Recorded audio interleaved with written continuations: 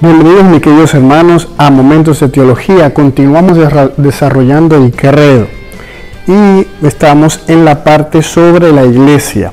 En concreto, en la parte donde se habla que la iglesia es una, santa, católica y apostólica. Hemos desarrollado por qué la iglesia es una, porque la iglesia es santa, y hoy vamos a desarrollar por qué la iglesia es católica. ¿A qué nos referimos cuando confesamos o profesamos en el rezo del credo, o lo que creemos que la iglesia es católica?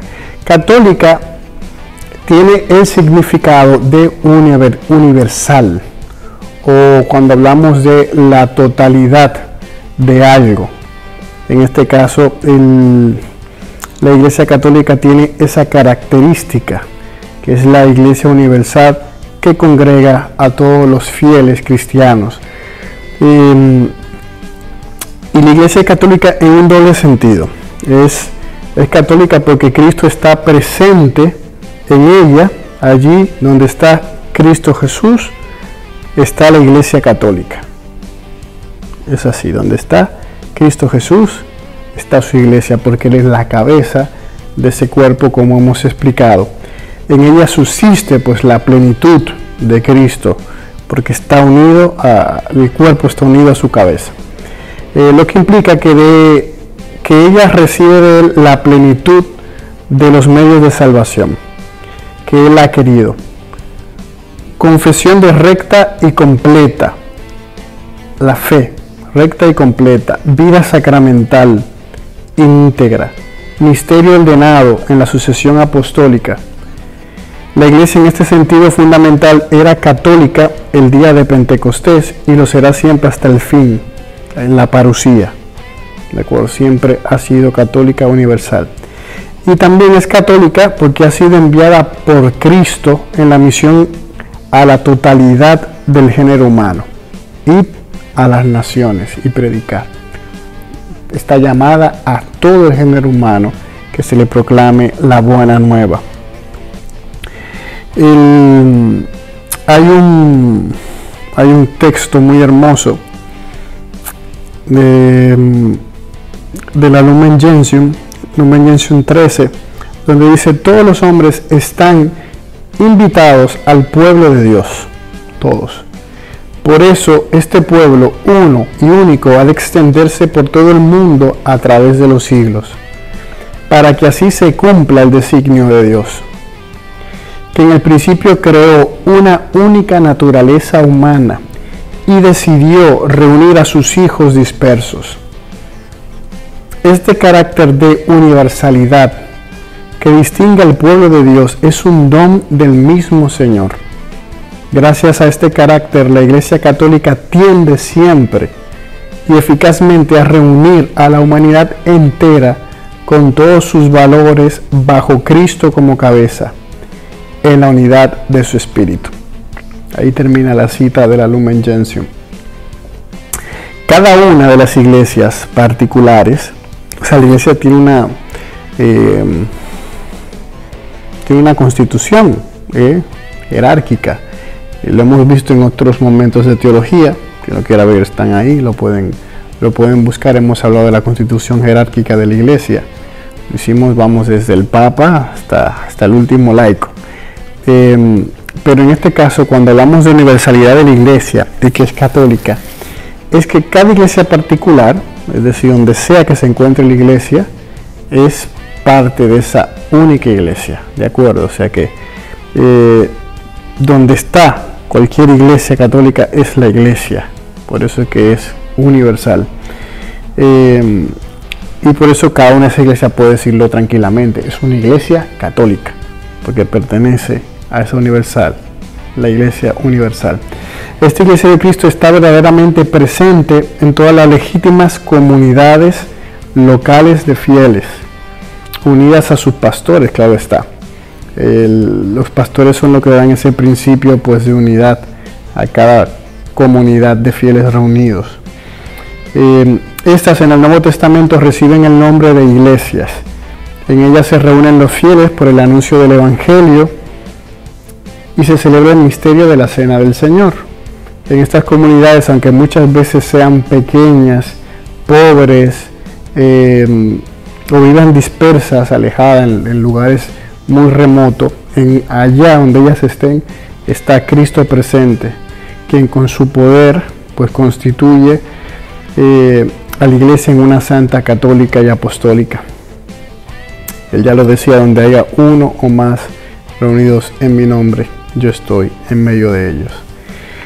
Se entiende por iglesia particular que es la diócesis o una comunidad de fieles cristianos en comunión en la fe y en los sacramentos, con su obispo ordenado en la sucesión apostólica. Eso es una iglesia particular. Estas iglesias particulares están formadas a la imagen de la Iglesia Universal. En ellas y a partir de ellas existe la Iglesia Católica una y única. Las iglesias particulares son plenamente católicas gracias a la comunión con una de ellas, que es la Iglesia en Roma, que preside en la caridad. Porque con esta iglesia, en razón de su origen más excelente, debe necesariamente acomodarse toda la iglesia, es decir, los fieles de todas partes, a la iglesia de Roma. En efecto, desde la venida a nosotros del Verbo encarnado, todas las iglesias cristianas de todas partes han tenido y tienen a la iglesia que está en Roma como única base y fundamento, porque según las mismas promesas del Salvador, las puertas del infierno no han prevalecido jamás contra ella. Entonces guardémonos bien de concebir la Iglesia Universal como la suma, o por decirlo así, la federación de iglesias particulares.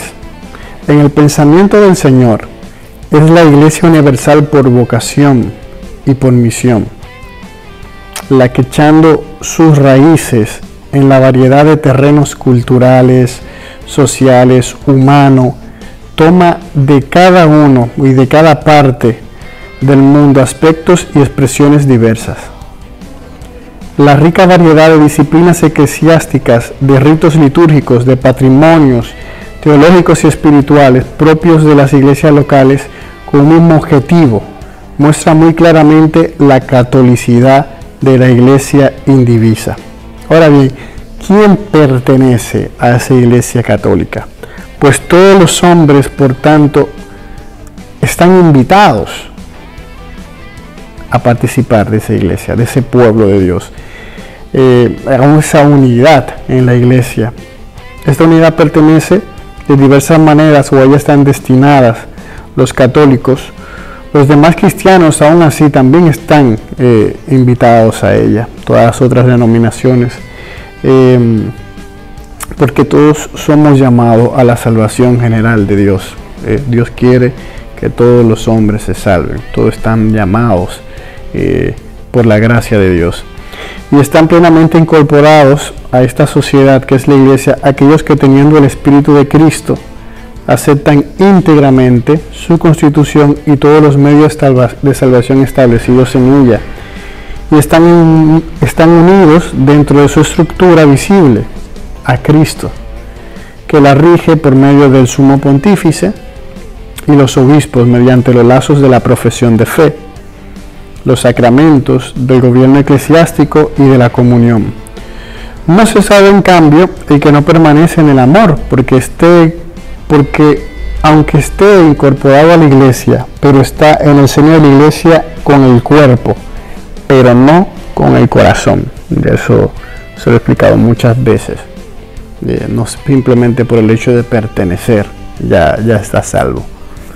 Porque de nada te sirve pertenecer a la iglesia de cuerpo, de sentarte ahí un domingo y ya está, y que en el corazón no haya esa transformación del lugar donde estás viviendo, del lugar donde estás habitando, del lugar en el cual te congregas. Tu corazón debe estar donde está tu tesoro, que es Cristo. Entonces nosotros como cristianos tenemos que parecernos a Él.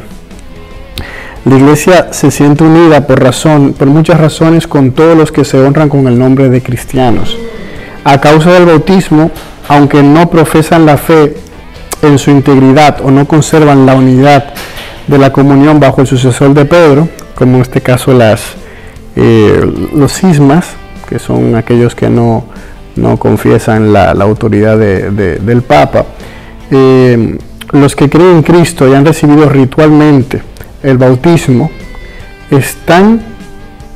tienen una cierta comunión, y aunque no perfecta, con la Iglesia Católica. Con las iglesias ortodoxas esta comunión es tan profunda que falta muy poco, está casi al alcance de la plenitud, que haría posible una celebración común de la Eucaristía del Señor con ellos. Son los que están más cercanos a nosotros, los ortodoxos. La Iglesia también es un llamado también a los que no son cristianos, los que todavía no han recibido ese evangelio, también están ordenados al pueblo de Dios de diversas maneras. La relación de la Iglesia con el pueblo judío, por ejemplo, la Iglesia pueblo de Dios de la Nueva Alianza, al escrutar su propio misterio, descubre que tiene un vínculo con el pueblo judío, a quien Dios ha hablado, ha elegido, ha preparado. Fue a él que se le hizo las promesas, de él viene el Mesías. A diferencia de otras religiones no cristianas, la fe judía ya es una respuesta a la revelación de Dios en la antigua alianza. Pertenece pues al pueblo judío muchísimas cosas con las que Dios le adornó, y que todavía permanecen en ella, porque los dones de Dios son irrevocables, como ya les he explicado también otras veces.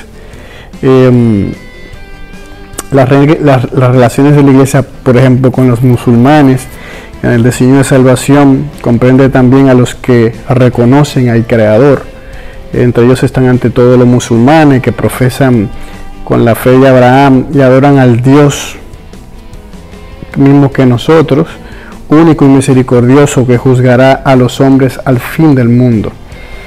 El vínculo de la Iglesia con las religiones no cristianas es en primer lugar el de origen y el del fin comunes del género humano.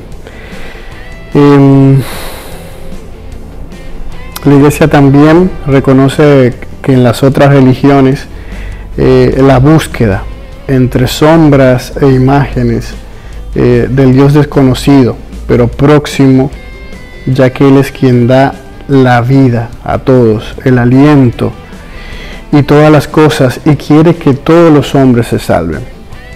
Así la Iglesia aprecia todo lo bueno y verdadero que puede encontrarse en las diversas religiones como una preparación al Evangelio, como un don de aquel que ilumina a todos los hombres para que al fin tengan la vida, como dice Juan 10:10.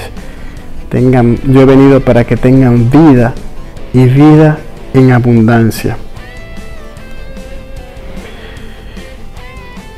Este tema todavía seguiría, no quiero extenderme más, voy a tener que hacerlo en otra parte. Tocaremos el tema de si podría haber salvación fuera de la Iglesia, si una persona que muere fuera de la Iglesia se podría salvar. La misión que exige la catolicidad de la Iglesia también sería otro tema que deberíamos tratar. Y cuál es la misión de esta catolicidad, cuáles son los motivos por los que debe ser católica y debe buscar eso. Y con eso ya cerraríamos este tema para entrar entonces a hablar sobre la Iglesia como apostólica. Así que nos vemos en la semana que viene en Momentos de Teología. Bendiciones.